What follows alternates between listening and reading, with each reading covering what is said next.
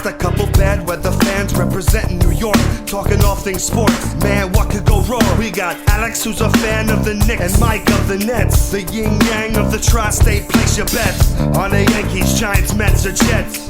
Yeah, you should listen if they're sparking your interest. If you made a vow to your team, don't break it. Bad weather fans is the relation.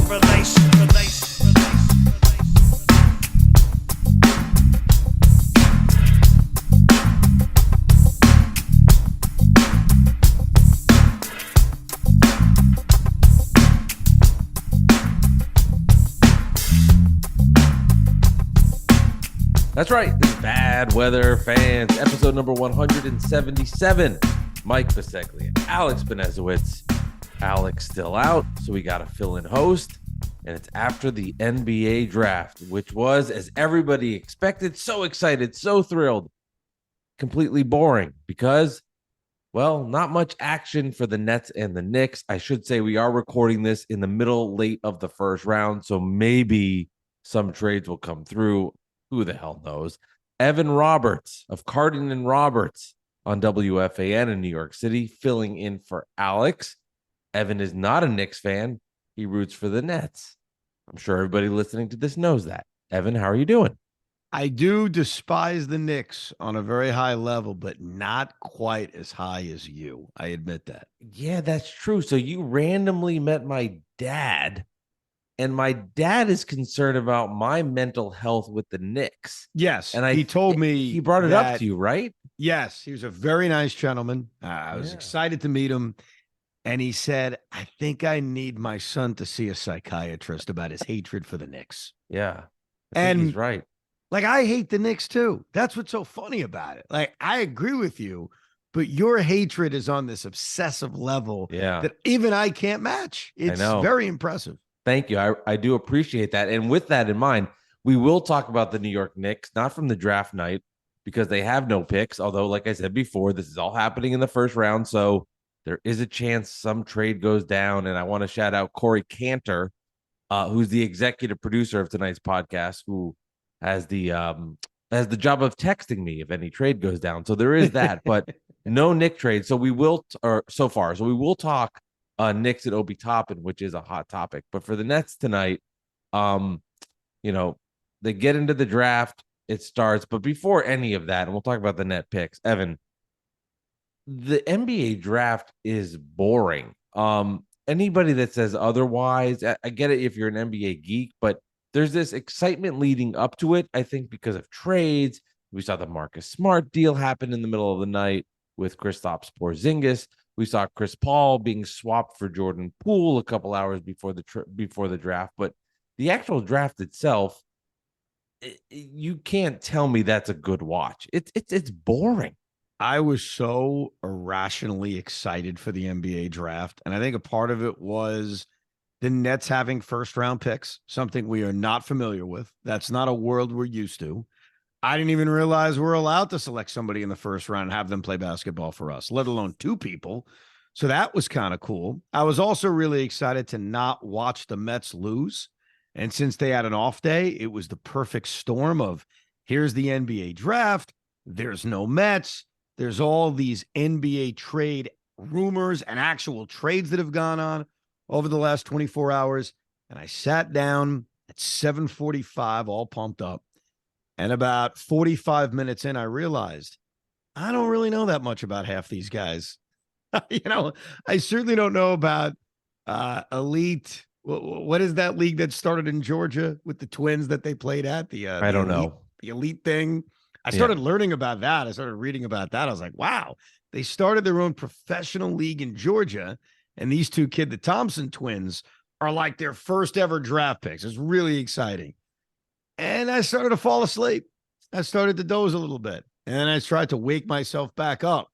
And then I saw that Jet Howard was taken. And I knew that my son Jet was going to be very disappointed because he was looking forward to rooting for somebody on our team that has his name. And then the Nets finally picked 2.5 hours in. But you're right. I irrationally got myself excited for something that turned out to be very boring. I think it's been boring for a long time. Now, as a kid, I was always into the NBA draft. I say a kid, I mean like a teenager, I loved it. I love the NBA draft. Do you think it's lost its luster because of some random leagues, because some of the best players are in France, or we're just like reminiscing about our childhood? I don't know what the answer is, but it's not fun. I mean, it is basically you're just scrolling and hitting refresh, hoping to hear some fun trade happens, but not, it's like the 24th pick in 2018 in 2028's been dealt, but that's about it. Yeah, I think a big part of why it's not that exciting for us is think about it over the last 15 years, other than Derek Favors, the year that we lost 70 games and didn't win the lottery and got the third pick in the draft, where have the Nets selected? I mean, if they have a first round pick, which has been rare, it's been in the 20s. So I think a part of it is that we have not picked high in a very, very long time. And by the time you get into the early 20s, I'm not a diehard college basketball fan. I don't pretend to be. So I'm not that familiar with a lot of the guys. And I think that's a part of it. I certainly don't root for the Nets to be in the lottery because A, we don't even own our own lottery picks. So what the hell does that do? But if there was ever a year, maybe it'll be via Phoenix, in a couple of years. Yeah. I think we would be much more excited about it. But I do think that's a big part of it because if you ask a Knicks fan, especially a few years ago in the RJ draft, they were fired up, right? Because of look where they were picking. But think about it. Think about the Nets over the last 15 years. Where have they picked? And then when they were picking 19th, I think in 2020, the Sadiq Bey draft, they traded it. So It wasn't even a pick we used. So I think that's really the thing that's caused us to not enjoy it for a very long time. Yeah, and I won't try to break down like is Noah Clowney at 21 a right pick or Dariq Whitehead at 22 the good pick. I honestly, for us to go here and break that down would be a lie to the audience. I have no idea. I hope they work out. I hope they're good. So I'll pose this question because I think this is more of unless you really know college hoops, I think debating that, these picks, are they good? Are they bad? I think is bullshit. But do you think the Nets made the right decision not trading number 3 when they could have had, let's say, Scoot, and then Anthony from Portland, Anthony Simons and dealt it like that? To me is more of a real conversation, at least where I can hear an opinion and feel like, okay, let's have a conversation about it.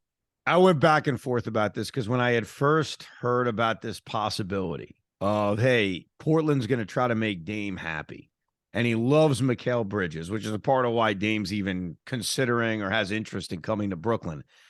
And that rumor first came out, which was probably a month and a half ago. The idea of Scoot dropping a 3, which he eventually did, despite the late rumors that he was going to be taken by Charlotte, and then getting Simons in the deal, not Sharp too, which would have been awesome. I went back and forth about it because I love Mikal Bridges. I think we all do. In the limited time he's been here, he played incredible basketball, and he plays, which after years of watching guys not play, having an Iron Man like Mikal Bridges is appealing, and he's bought in, and he wants to be here, and he's in the prime of his career. I don't think any of us have a bad thing to say about Mikal Bridges, but are they going to win anything in the next 4 years? And the answer is probably not. And ultimately, you and I and every Net fan want to win a championship.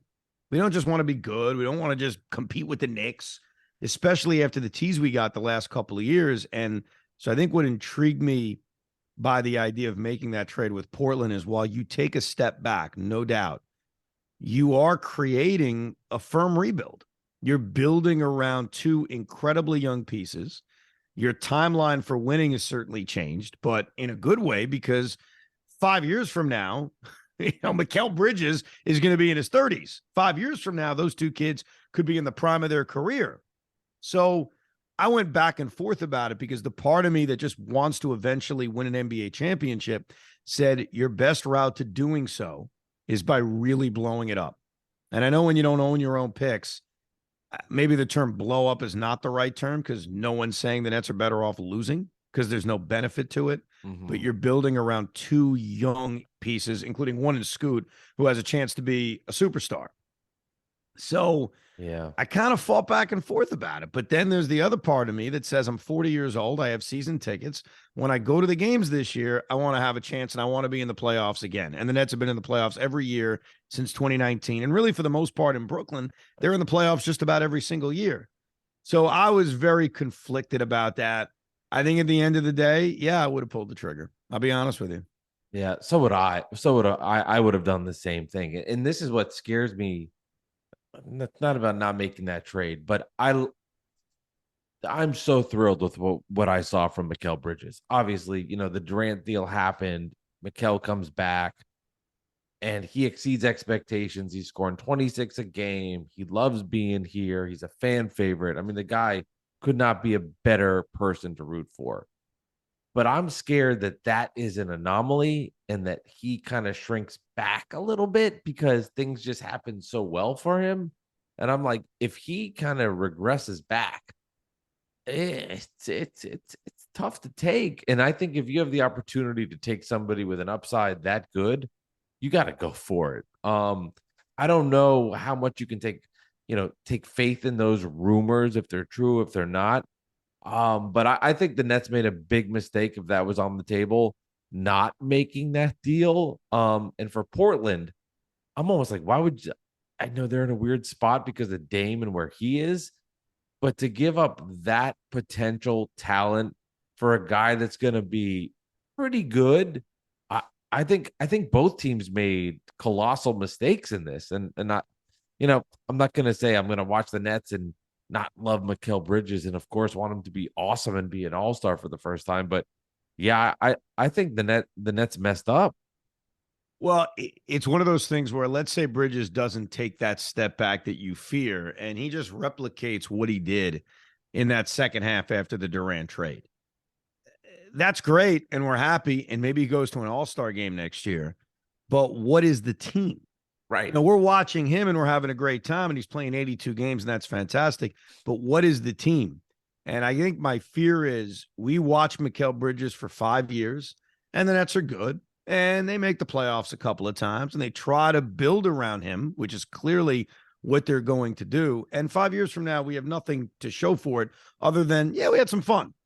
We had some fun. Right. Yeah, we enjoyable. Made the playoffs a couple of times. Great.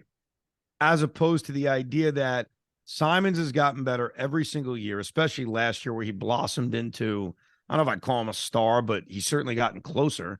And it's been a project for him, Anthony Simons. I mean, he's been in the league for 5 years. Like, it wasn't as if he looked like a star his first 3 years, but he was a teenager. And then you pair that with Scoot, who may immediately turn into a star.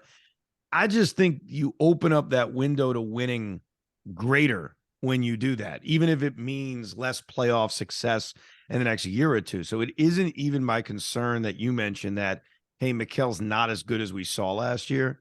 It's my concern of what are they building around him? Like, what's the plan? Yeah. And I don't think draft night showed us what the plan was. They drafted 2 kids. One appears to be a replacement for Nick Claxton when they don't sign him at the end of next season. And the other kid is one of those, and I have no problem with this in theory, the idea of, hey, I'm throwing a Hail Mary. I've got a kid who had a foot injury. We're familiar with his doctor. It was projected to be like a top 5 pick a year ago, but because of the injury, he drops into the 20s. It's like a Michael Porter Jr. situation of, hey, we got great value on him. Let's see what he becomes. He's a project. Well, I don't know how much that helps me next year or how much that helps us next year. So I guess I'm still kind of looking at this franchise and looking at this general manager and saying, what are you trying to do? What's the plan? Because the roster they have now, that's not winning it. What is that winning? Is that even a 5 seed or 6 seed next year? It's probably a play-in tournament team. Yeah. I as much as I hate to say it, the Nets finished 45-37, but they got a lot of help because of that 18-2 of course run. I mean, that made a huge impact on it. And, that did everything. And think about this. Mikal Bridges next season is going to be 27 years old. Not that that makes him an old man, but he is in the prime of his career. This is the moment where if you think he's a star, and the Nets do, and I think he's right there, well, that now you got to maximize what he is at this point. And what does that mean? Does that mean trading for Damian Lillard? I mean, what exactly does it mean? And It does. I think it does. I think Mikal Bridges' biggest asset from a national standpoint is that guys love him, and that yes, means you bring in Damian Lillard. Like everybody that's. I don't think it's a fluke. The fans love him. We're listening to Damian Lillard, or we're listening to Mikal Bridges' podcast, teammate. Everybody loves him, and I don't think that's fake. I think that's genuine, and I think that's why if Dame is on the table, you make the deal and you just go for it there because, like to me, you pivot in two directions. You either just blow it up, you deal Bridges, you get that third pick, and you see what happens, or you bring in Dame and you go that direction. But if you just go in the middle direction of let's see internal growth from Mikal Bridges, we re-signed Cam Johnson and Nick Claxton here. Like this team is fighting for a playoff spot, and then they lose in the first round to the Bucks next season. And the plan from Sean Marks right now is not apparent. And I would it's still early, but as a Net fan, that would scare me. What is the vision for this franchise? and the Damian Lillard thing, to me, it's not black and white. There's a Damian Lillard trade out there for the Nets where I'd be very excited, and I would join you and say, hey, it's totally worth it. But then there's a Damian Lillard trade out there that would make me lose my mind. That would make me feel the way I felt when fat dribble happened. You know what I mean? Like if you're giving up a lot of those picks that you got from trading Kyrie and from trading KD, and you're going all in on a guy that's been oft injured the last couple of years, is 33 years old, is due to make $50 million in a couple of years, and you're trading a lot of first-round picks, I'm going to have an issue with it. So I don't know what that line is. Maybe I'll know when I see it, what that cutoff is where I say, oh, okay, you brought him in, you didn't mortgage the future, let's go, let's give it a shot, versus what are you doing? You just gave up all those assets you brought in for a 33-year-old who doesn't play that often, who's about to make $50 million or $60 million and have a contract that when we look back on and say, oh my God, how you paying him this? So there's some, like, that's why I'm so in the middle about Lillard. What are they giving up? I need to know what the trade is to know how I really feel about it. I don't know if they're going to give this guy up, but I'll bring him up, and then we're going to talk a little Knicks. Ben Simmons, and this was on ESPN, and I don't know if they just were buying time, but he doesn't even cross my mind. Somebody posted to JJ Redick, well, where does Ben Simmons fit in this? And I thought to myself, wow, Ben Simmons is on the Nets. Right. I forgot. I don't even want to ask you how he fits in, but that it even got to the level where I'm watching this draft shit and I'm just going, I honestly forgot he was on the Nets. It didn't even register in my head. Yeah, I thought JJ Redick did a great job because he answered it the way we all feel, which is you almost forget he exists. Now, tell me if this is a contradiction. Anytime I hear the name Ben Simmons, I get sick to my stomach. I have no faith that he can be a contributing factor for this team. The workout videos, every time I see it, I want to immediately look at something else because it's just about, dude, do it on the floor, and I'll believe it. But with all that said, I'm not interested in trading him. Agree. I'm not, because it's stupid. I've never been a fan of trading someone when their value is at their absolute lowest. I think it's easier to have that discussion when someone's value is higher. You know, then it's a little controversial. Why would you want to trade this guy? He's so great. Like in the Nets case, that would be Nick Claxton. Nick Claxton's value right now is as high as it's ever been as a Brooklyn Net. I'm open to talking about trading him. Now, it's not a yes or no. It's what are you getting? And that's how we'll determine if it's yes or no. But Ben Simmons' value is so below the ground right now that he's a negative asset. Right. And I would have zero interest in trading a negative asset in which I have to attach positive assets to get rid of him. So I have no faith that he's going to turn into a positive asset, but I'd rather keep him on this roster, keep my fingers crossed. And if somehow, some way he contributes, that's fantastic. Yeah. And if he doesn't, at least I didn't have to give up draft picks to trade him away. So I have no interest in trading him. Yeah, I'm with you on that. I mean, see what at this point, if all of our heads, if we think he's gone, if he comes back and he does anything, it's a bonus. I don't think he will, based on track record. And I think you're right about the Nick Claxton stuff. He's put himself in a position where you could at least make deals and think about it, see what's on the table, and go from there. A guy that I believe will be traded is Obi Toppin. And I have to be honest, I am a Net fan. I love the Nets, but I am excited to talk Obi Toppin because the Knicks have had a lot of lottery busts in the last couple of, I'm gonna say couple of years. They've done well with picks in the Leon Rose era.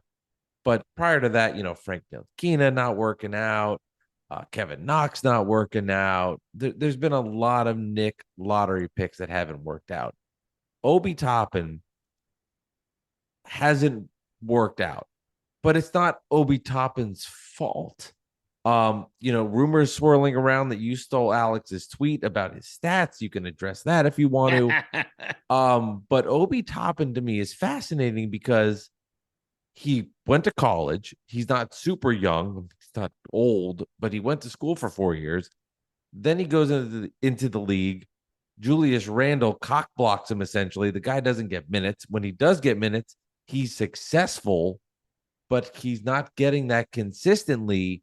Obi Toppin is such an enigma, and it's not his own fault.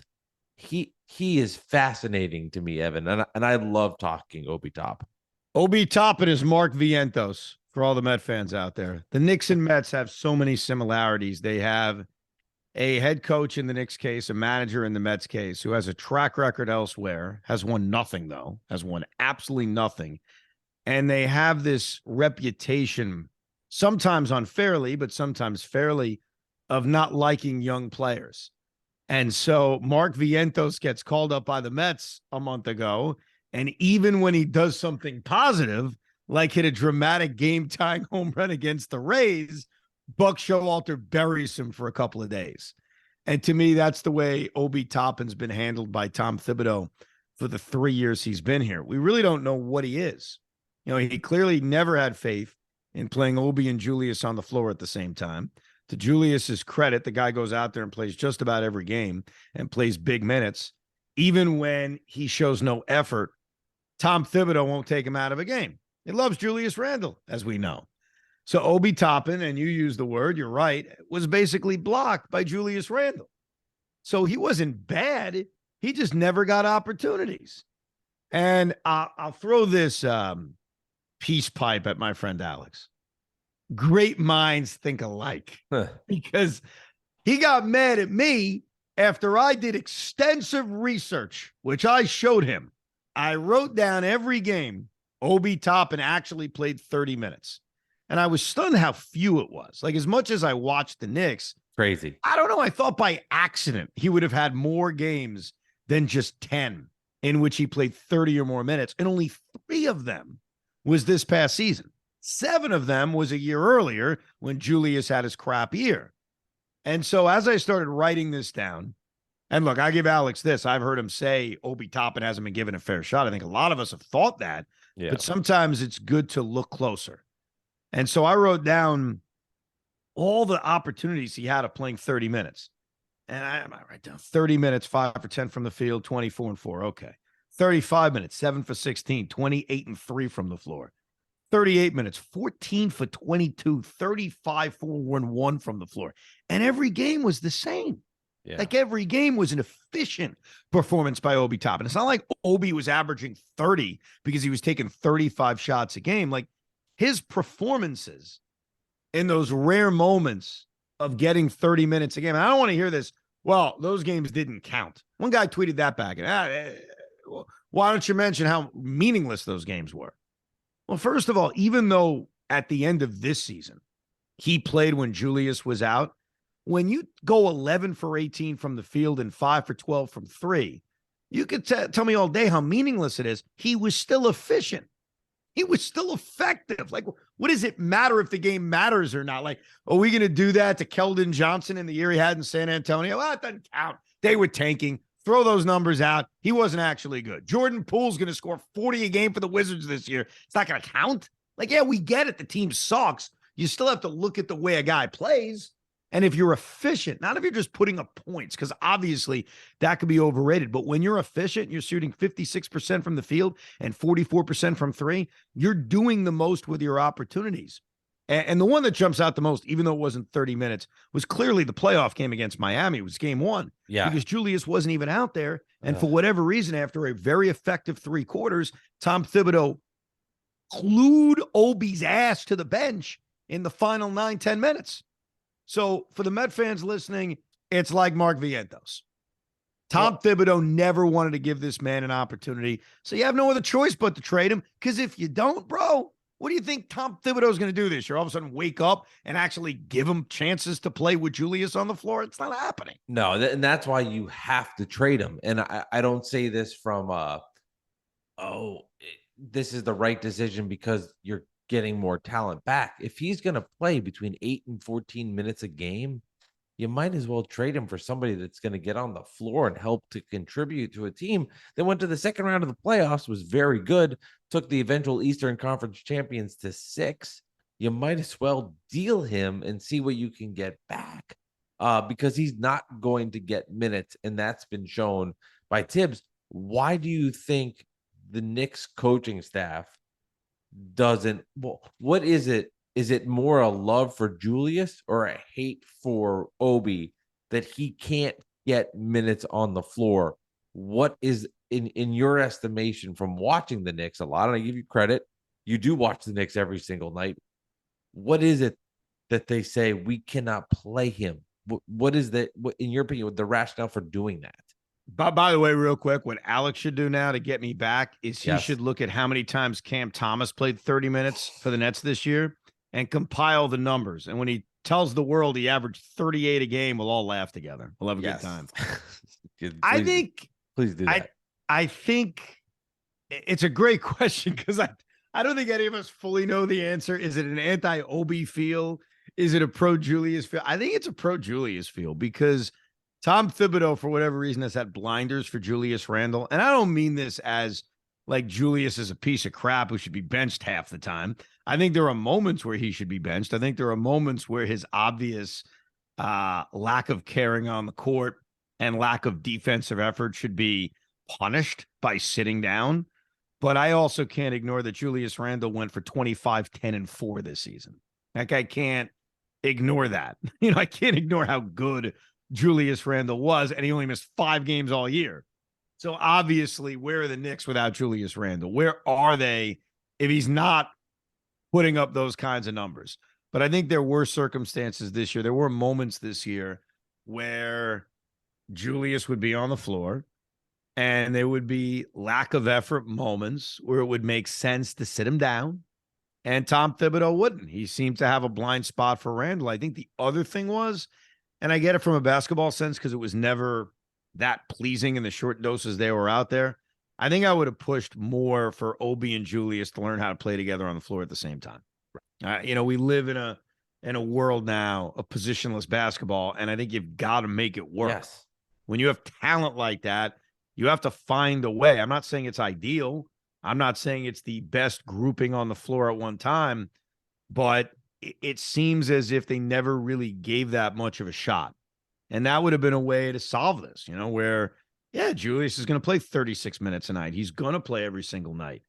But if they somehow had some cohesion on the floor at the same time, that could have brought Obi's minutes up. But here's the thing, man. The guy's been in the league for 3 years now. It's not changing. So unless they have an about face on Randle and they trade Randle, which I do not see happening. Yeah. And the more I've thought about it, I don't know how much it makes sense to trade Julius. I've always been a proponent of trade him, especially once he got his value up. But I said this on the other day to Craig. He thought I was nuts. If you trade Julius Randle for Zion Williamson, now obviously the Pelicans are not making that trade. And yeah, if you're the Knicks, you make that trade. You hold your nose, you make it. Yeah. You're probably a worse team because Zion Williamson, there's no shot he's playing 77 games. Like, who are we kidding? Unless you're a conspiracy buff who thinks he's purposely ate himself out of the league to get out of New Orleans. And all of a sudden he's going to show up on Manhattan and he's going to be an Adonis and play 77 games, you actually get worse. Doesn't mean you wouldn't do it just based on the age and the upside. But Julius Randle plays 77 games a year. He plays 35 minutes a night, and he puts up absurd numbers. Like, how the hell are you going to replace that? I would push back a little bit. I understand the replacement of it. Also, I mean, if when Zion's on the floor, if he's healthy, you're going to get better production. But stop right there. Stop yes. right there. That's where you're wrong, and everyone would be wrong. Even though I understand why you'd of course make that trade. Yeah. If he's healthy, right? Tell me when that's happened. But also the fact of what has Julius Randle done outside of the regular season that makes you feel comfortable that he can do anything? So I understand he's a good regular season player. He's so bad in clutch times. I would say getting rid of him would help. And maybe it doesn't help you in the short term of wins and losses, a few instances, but getting him away, I think helps Obi Toppin grow. Zion Williamson's getting minutes. I don't think it's necessarily such a bad thing. I know he was the all-star for the team, but Jalen Brunson's the star there. I mean, that guy is Kyrie Irving without the bullshit. You have him there. You have Zion. I understand the production level. I think it's a little overhyped because of what he did in bad spots versus bad teams. I don't think it's as good as you're making it out to be. No, but my point to you is, look, if somehow, and it would never be offered, because the Pelicans aren't even looking to trade Zion Williamson. We learned that at the draft. But if somehow I got a drunken phone call at 2 a.m. where I could trade Julius for Zion, of course I'm going to say yes. I want to make that very clear. Of course I'm making the trade. My point to you is he has played 114 games in 4 years. He said he was healthy and ready to go and wouldn't come back and play in a play-in tournament game. He's played in 29 games in the last 2 seasons. No doubt about it. When he's on the floor, he looks like everything that he was hyped up to be. I have zero faith and I have zero evidence that all of a sudden now, at the age of 23 years old, now it's going to click and now he's going to stay healthy. So, yeah, I take the risk and do it just like I would if I'm the Nets. Like, would I make a trade for Zion Williamson? I'll take the risks. But the odds of him ever playing 77 games in a season are slim to none. Yeah. I get you. I'm telling you, there are Knicks fans that would tell you getting rid of Julius Randle, even without adding Zion Williamson, would help you because of how bad he's prevented growth within the roster because of what he's done to Obi Toppin. Let me ask you this, and I've always been a proponent of, now that he's got his value up, trade him. The problem is, what are you getting back? And that's the realistic conversation we have to have. So let's say you trade Julius Randle for whatever, future first-round picks, okay? And you just rid yourself of him, and you mentioned he's going to put up even close to the numbers he put up in those 10 games. I have no idea. Do you really think the Knicks are a better basketball team? Do I think they're a better basketball team? Yeah. I've never seen a player that's so complicated to digest because you're right about that. He came over to the Knicks in the season with KD and Kyrie didn't happen. He came here. He was the free agent signing. Did he help the Knicks? Yeah. Let me say this. Short term, no. I think you're right in the short term. For the growth long term of the Knicks to be a championship team, he shouldn't be here. So in the short term, yes. Do they win less games? Maybe. But if the Knicks want to eventually win a title like you and I want to see for the Nets, they've got to get rid of him. And if it means that they don't win as many games now, I think for the long-term growth, it makes sense to shed his contract and get rid of him. I would be fascinated, and they don't seem to be interested in shopping him, but I'd be fascinated to shop him and just know and hear what's out there. Yeah. Like the old adage of let everybody kick the tires on him. Let's see what you can get for him, because I think, like with any trade, we were talking about Paul George on the air the other day with the rumor of, hey, the Knicks are engaged in Paul George. And I said this to Craig. I said, we all know the deficiencies of George. He's 33 years old and he's never healthy. So let's get that out of the way. Yeah. We all know that. It's not yes or no. It's what am I giving up? Yeah. If I'm giving up second round picks and Evan Fournier, I'm in. If I have to give up Emmanuel quickly and this future one and that future one? I'm probably saying no for the reasons of what am I getting? He's 33 and he's always hurt. So I think with a lot of these trades, and I know we don't always get these answers right away, so we have to sit here and speculate. It's all about, well, what am I giving up and what am I getting? And I think that would make the Randall discussion much easier to kind of figure out, to know, okay, here's the return you'd get from this team. Here's the return you get from that team. Now, is it worth it? Because right now we talk about trading Randall. It's not going to happen because I don't think the organization feels the way most of the fans feel. And we just don't even know what his value is, even coming off the year he's coming off of. All right, we'll go national to end it, and then that'll do it here on Bad Weather Fans. Chris Paul for Jordan Poole. Your initial thoughts when you heard that? I did not understand what the hell the Warriors are doing.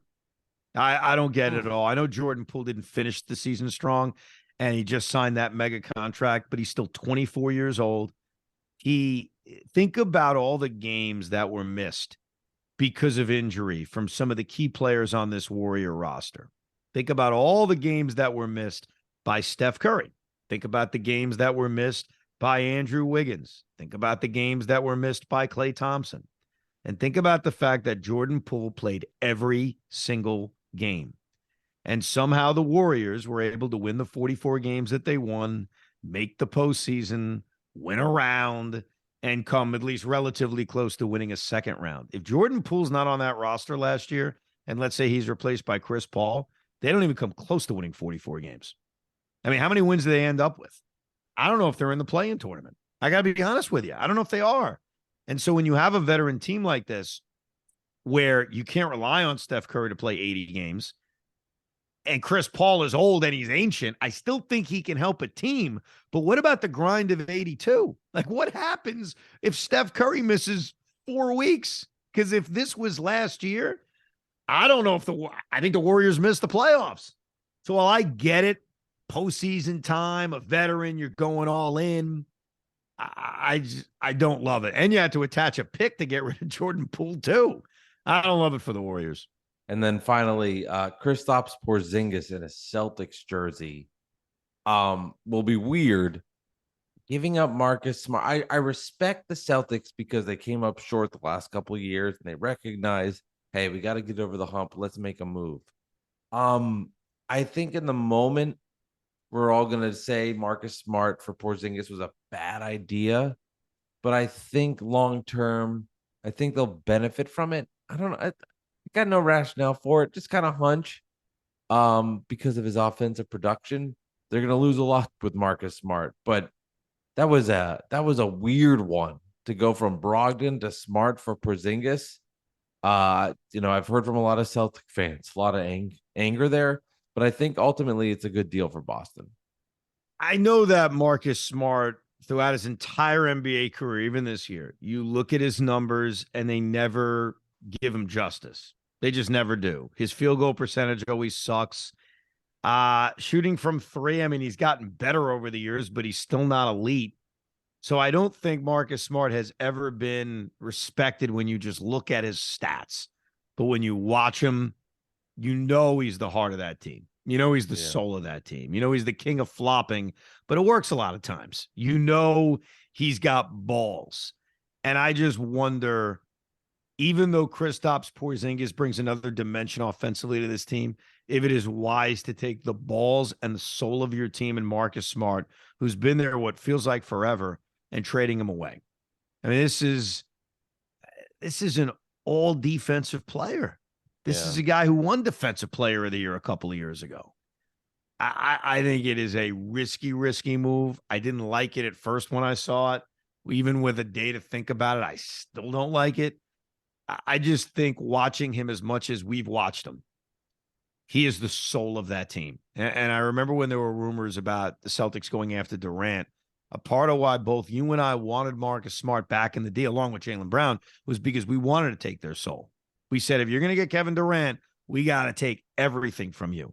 And I think we both viewed Marcus Smart as the heart of that team, the conscience of that team. And I don't know, man. Yeah, they showed balls, but I think they're going to rue the day they traded him.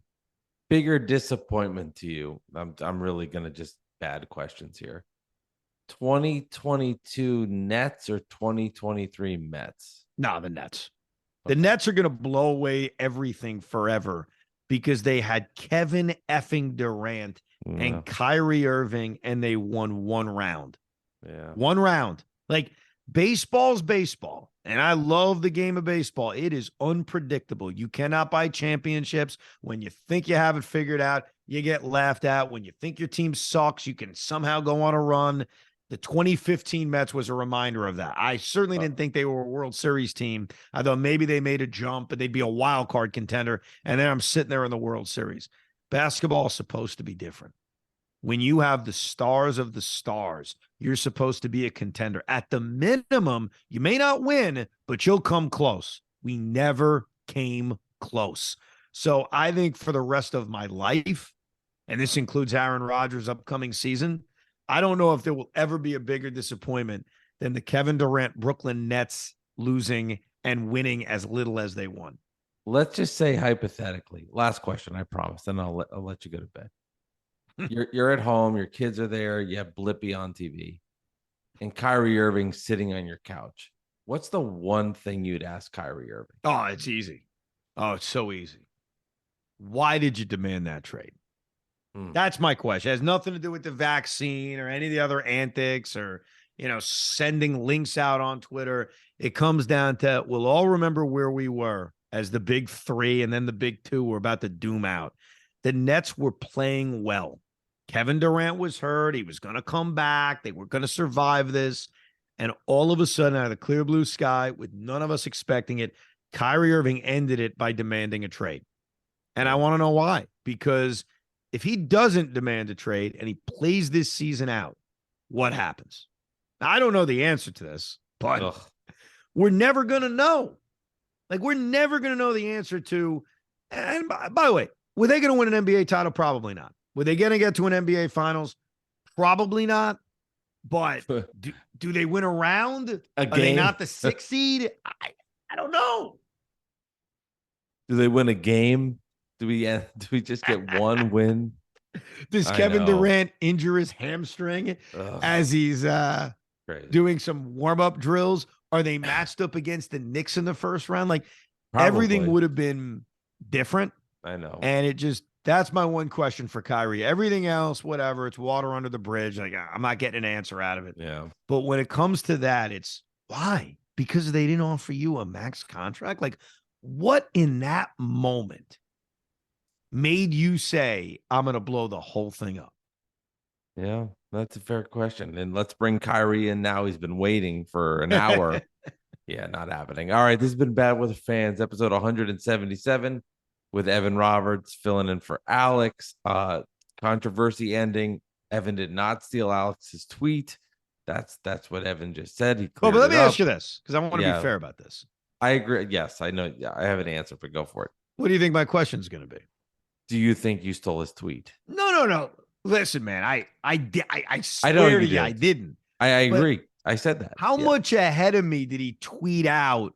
What he know. tweeted out? Like, did he beat me by like a day or a few hours? Like, what was the victory on that? Evan, I muted him years ago. I have no idea. I have no clue. I know he's been advocating that about OB, so I'll say that. But as far as like sending the tweet, I have no clue. That I don't have an answer for. But honestly though, similar sentiment about OB, like, let this guy play. At least if it fails, we can then say it didn't work, but we will never know. But I will tell you, when OB is on the Indiana Pacers, I will be rooting hard for him to be all NBA. That I promise. And I have no shame in it. I have people on Twitter going all the time, you're such a hater. Why are you so mean about this? Why you say this? You're such a dick. I'm like, you're right. It's not good. But I'm not going to lie. I understand it's not great, but I have to go for it. But anyway, Evan, I appreciate you, hopping on, co-hosting, and talking a little NBA draft, talking Nets, talking Knicks. Make sure everybody listens to Evan on WFAN. I'm sure y'all already do. Doing great stuff with Craig and the new show coming up with Tiki and Sean Marash. But Evan, thank you for coming on Bad Weather Fans. Always appreciate it. It is always an honor.